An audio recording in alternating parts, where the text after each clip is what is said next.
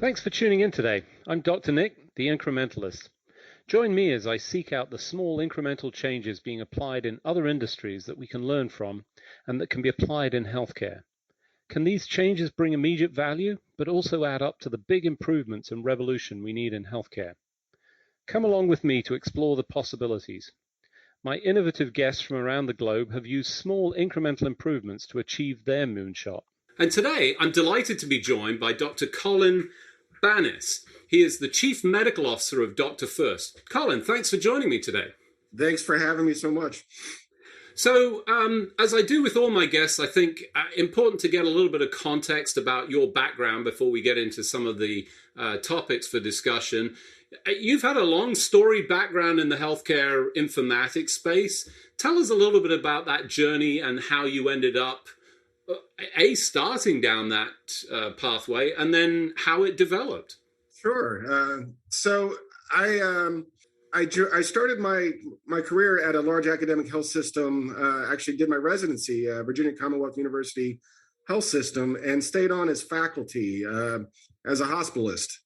And didn't quite know what I wanted to do, but figured internal medicine and hospitalist medicine would certainly open a few doors.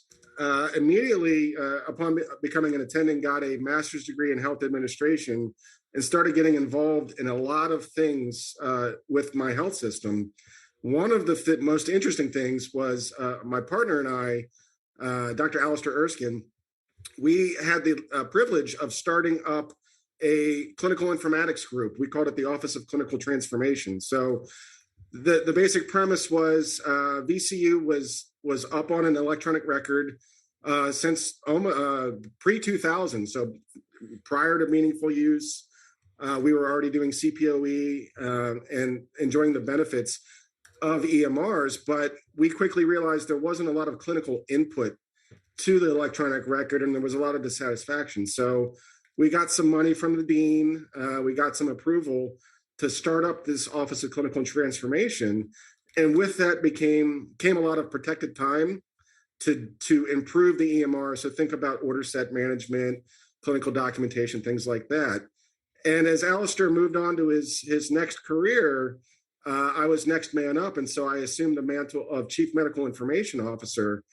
And so for over a decade, I was in charge of a large Cerner instance at VCU Health, and really enjoyed my time implementing multitude of solutions, demonstrating the impact of electronic records, et cetera.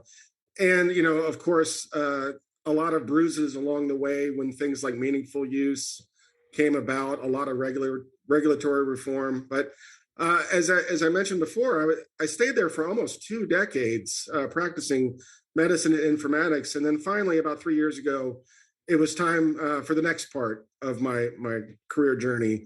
And so I joined DrFirst as the Chief Medical Officer in 2019. It's interesting. You were there early. Obviously got an opportunity to see the value proposition before an awful lot of money poured in. So there must have been some real positives to it beyond the meaningful use incentive dollars that sort of drove some, I want to say, odd behavior, and maybe not the best, outcomes in all instances. Now you're at DrFirst. Tell us a little bit about them. They're a broad-based company. They have a lot of solutions. Yeah, it's a great company. It's actually, people may not realize, but the company is actually 22 years old at this point. We were the first company to go public in January 1st of the year 2000.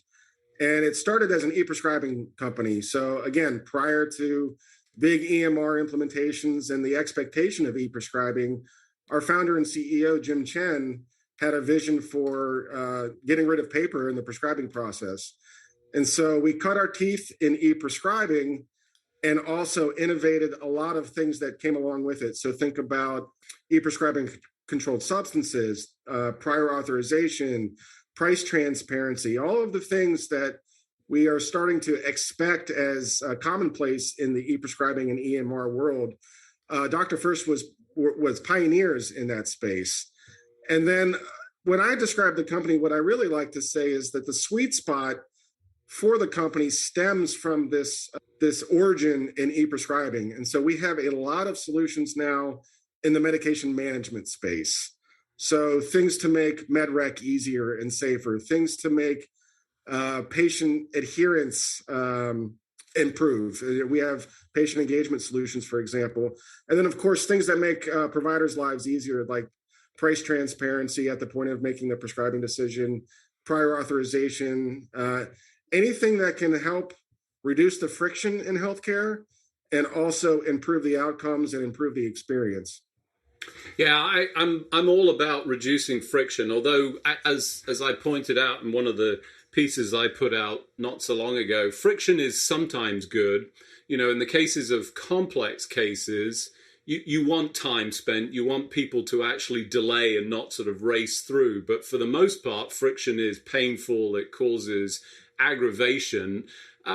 Let's focus a little bit, if we can, on prior authorization. And I'm sorry, I'm just, as a physician and as a patient, I look at this and say, why do we have this whole process that just seems to get in the way of everybody? Yeah, I think it's a great question. And I think the standard answer is that it's born out of a cost saving measure from pharmacy benefit management managers, PBMs. I think there's a desire to make sure that costly therapies are indeed appropriate, that appropriate prior medications or therapies have been attempted before jumping all the way up the tier. But I think it's become a little bit, maybe not even a little bit. I think it's become a lot of a hindrance at this point. And I'm not sure, the clinicians for sure are extremely frustrated. So if you think about all of the things that clinicians and clinical teams are having to do already in the name of regulatory reform, in the name of appropriate documentation to make sure that billing needs are met and that you can survive audits, et cetera. You know, prior auth is just another source of severe friction.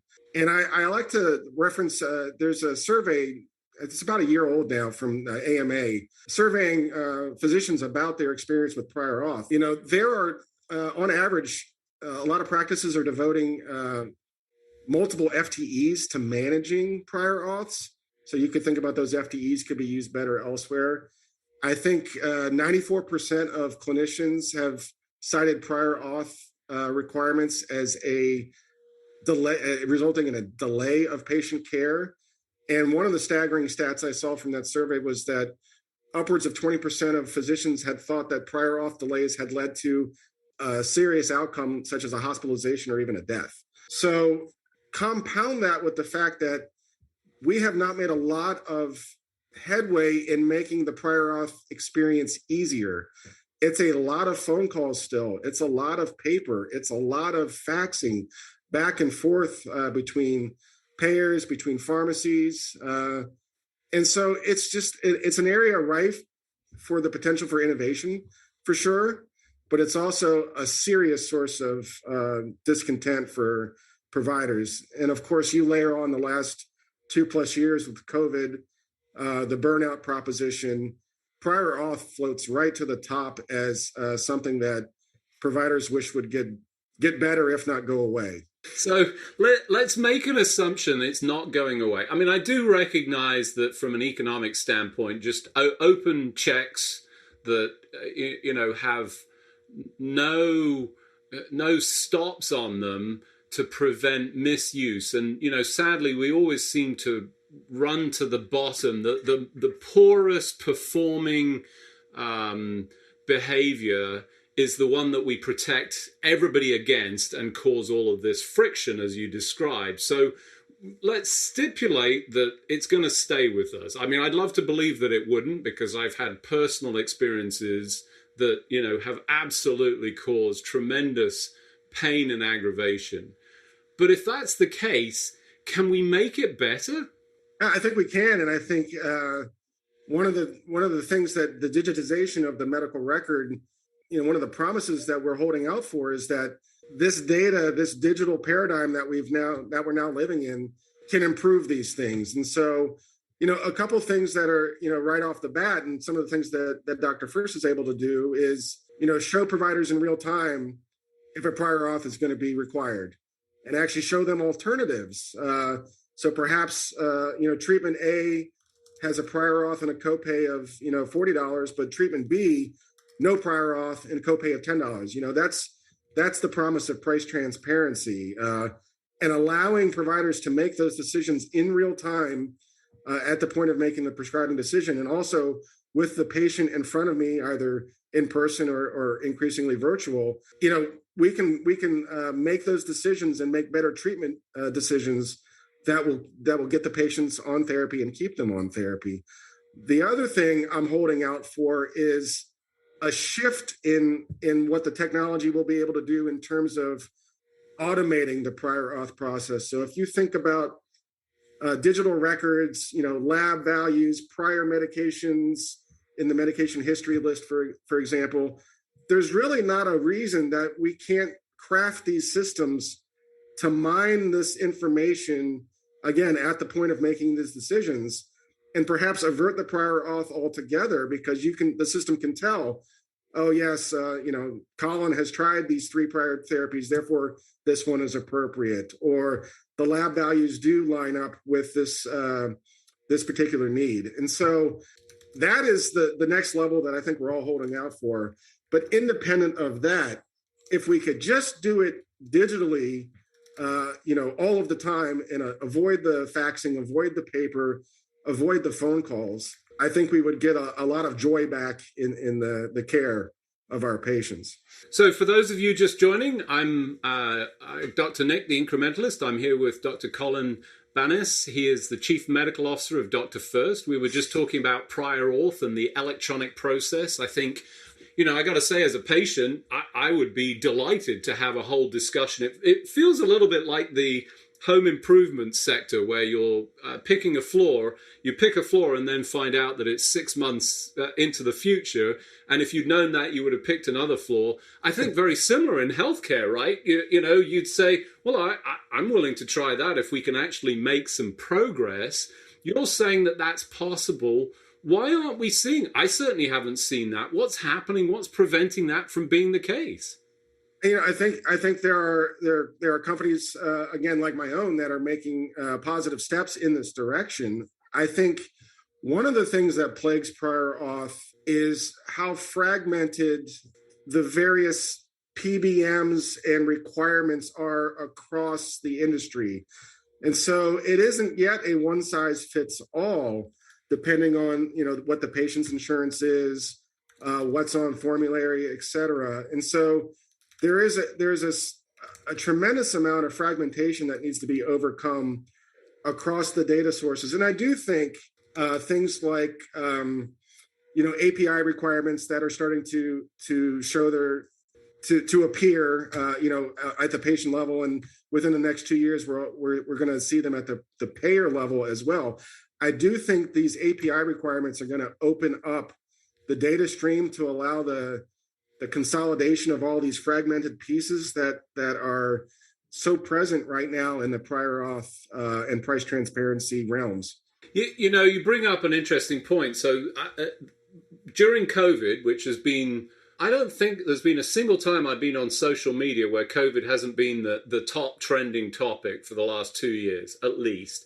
But during that time, we've seen a couple of pieces of legislation. And in fact, the most recent, which was no surprise billing, and the requirement to essentially give I think what it was called was a good faith estimate of the price of care.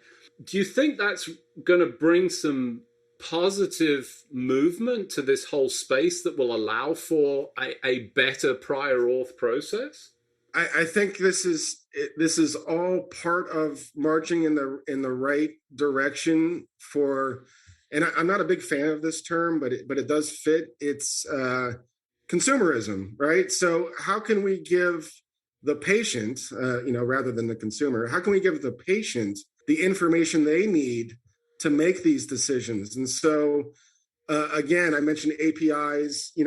Patients are now able to connect to electronic records and pull their own data back and possess it, and send it on its way however they deem. Things like Open Notes, the Open Notes initiative, where patients can see their progress notes and helps them stay on treatment plans. Another example of patient empowerment. And so price transparency, no surprise billing, it's all this progressive march towards making it a more consumer, a more patient-friendly ecosystem. A lot of the things that we've come to expect in retail, in banking, in aviation, the experiences that we have come to expect in those areas, and our ability as patients, as consumers, to make decisions because we have all of the information. We're finally getting there in healthcare, I think. It's just, I think the typical saying is healthcare lags 10 years behind these other industries. It might even be closer to 20 based on some of the pace of change. But, the fact that these things are finally making their way into legislation and expectation, I think it's all progress towards this march. I've got to say, on the one hand, it's depressing to hear the 20-year lag, and I can't disagree with you, but I'll take the optimistic view of that, and that just is what an opportunity to accelerate and bring us up to the space, because we don't check our experiences from the rest of the world at the point that we enter the healthcare system and say, oh, well, no, I expect to be filling in paper forms for the 5th time and going through that experience. So, that's the good news.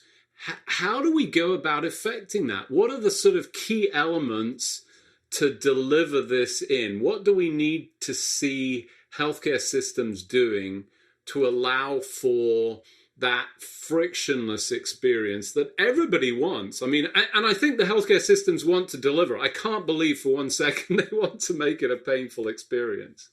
Yeah, it's a couple things. One, friction does breed innovation. So, to some extent, I guess it was necessary to endure the pain in order to get to the other side, in a sense. And I do want to give a nod towards the regulatory reform that is forcing, nudging, setting these expectations.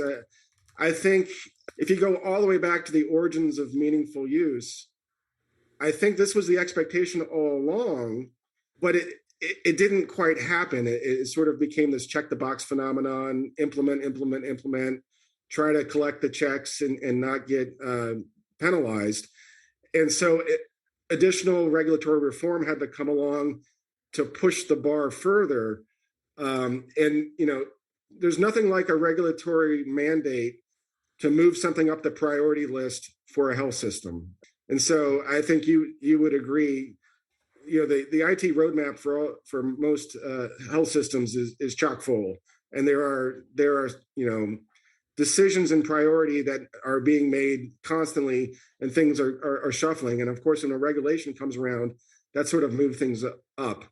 So in concert with regulatory expectation, I think what we've started to see is the smart health systems have made this a priority above and beyond what the regulations are mandating. And they are, so you've increasingly heard the term digital front door, probably in the past 2 to 3 years, and improving the patient journey so that we can give this more consumer-like experience that we've come to expect in other sectors. And so that starts to become a differentiator, I think. And so the smart health systems who have prioritized this above and beyond what is required are going to start to reap the benefits of more efficient care, increased patient attraction and retention.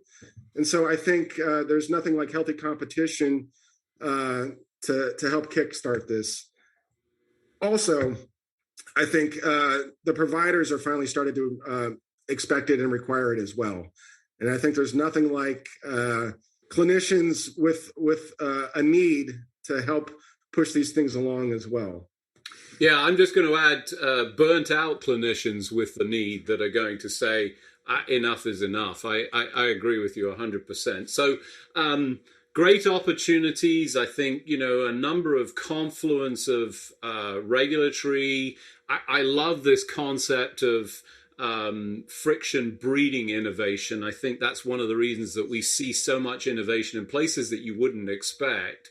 Now that that's the case, there's clearly some opportunity to help solve some of the other problems. Medication adherence for me is just this huge issue. You prescribe something, then no idea whatsoever that it was actually delivered, used, whatever.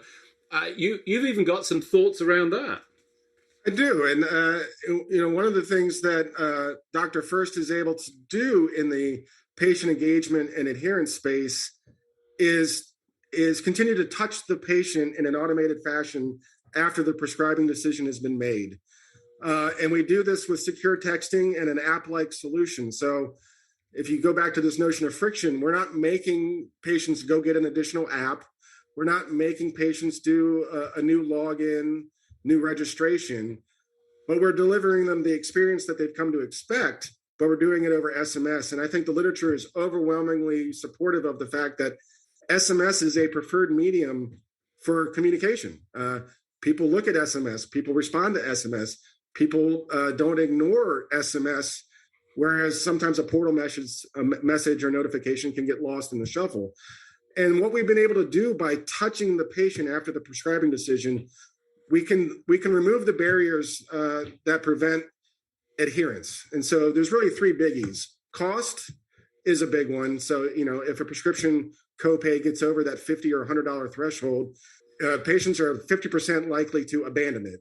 And so in our solution where we touch the patient, we're going to serve up copay assistance in an automated fashion. So we will show you, the patient, what your copay is based on some of our technology, but we'll also couple that with copay assistance cards or pharma coupons in real time that you can take in person to the pharmacy and get that reduced price.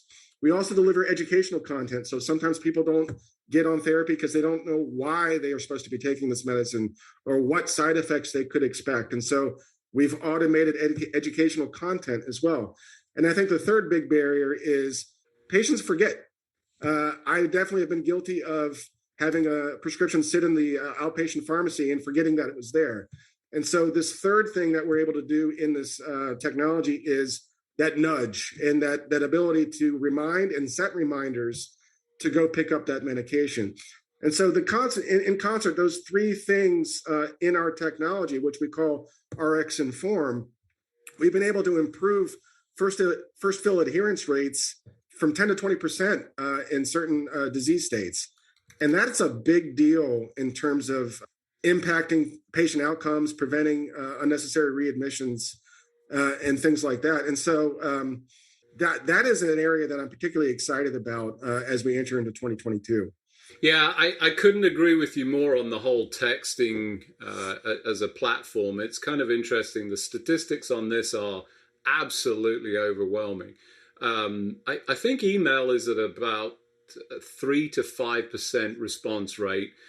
I don't know that this is true. This is guesswork. I'm going to say portals at the same level, but texting is 95% within 5 minutes. It's extraordinary. It's, now I'm a little bit hesitant to even mention that because now suddenly everybody jumps into texting and we'll probably start ignoring it. But I agree with you 100%. I think that sort of cost education and the reminders that, that collection is really going to help change. And it's so important because it's such a big problem that, is unrecognized, I think, by patients, not so much by the clinical team.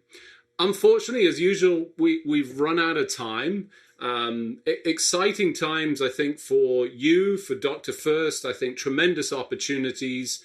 Excited to see, some of the removal, the improvement of the process that you're bringing to the space. Just remains for me to thank you for joining me on the show. Colin, thanks for joining me. Thank you so much for having me. It was a true pleasure. Thanks for joining me today. Do you have any better ideas, or have you found a small incremental change that's brought about a big improvement in your world? Let's continue the conversation on our hashtag, the Incrementalist, or share with me at DrNick1 on Twitter. You can find more information about the show on our program page at healthcarenowradio.com. And tune in next time to hear my discussions with leaders and innovators from around the globe who've revolutionized their space by using small incremental improvements to achieve their moonshot. I'm Dr. Nick, the Incrementalist, and I'm starting a revolution through evolution.